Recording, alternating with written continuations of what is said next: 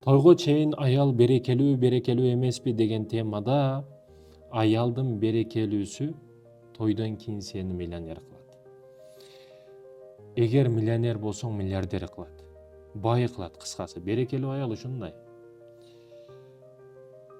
Ошол жөнөкөй эле тамак кылган учурда расчет алып, 2 адамсың, 3 адамсың, ошого даяр тамак кылып, эртеси күнгө дагы калтырып, аны дагы ашканын мусорго жоготуп. Аялдар экономист болуш керек негизи.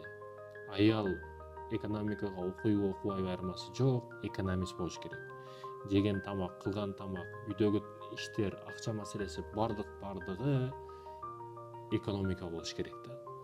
Эркек көчөдөн таап келет, кыйналып таап келет. Жыргап таап келбейт да, анан табыш азыр оңой эмес. Айтайын деген. Бир таанышым бар, бул үйлөнгөнгө чейин мындай орто абалда акча табат эле. Үйлөнгөндөн кийин аялы чындап күчтүү аял болуп чыкты, дароо 2 точка ачты магазин. Андан кийин дагы бир ресторан бизнесине кирип, ресторан ачты. Өтө берекелүү болуп кетти да. Мындай караса аркасын айтып атат, камат ушундай балда аялынан кийин өтө өнүктүм деп атат да. Баягы тырышчак аял да. Огородунда 5 соток жери бар, ошол жерге маке эккен аял да.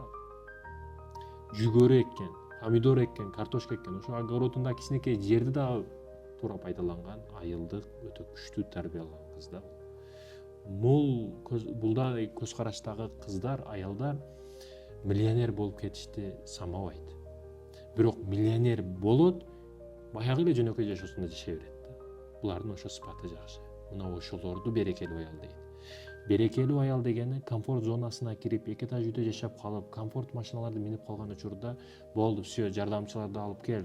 Мына кыз идиш жуасың, сен мына кыз пилсос кыласың, сен мына кыз мындай кыласың дебей, өзү кылып, өзүнүн ордун билип, аялдык вазифасын билип, нянька алып коюп балдарын каратып койбойт, өзү мээрин берет.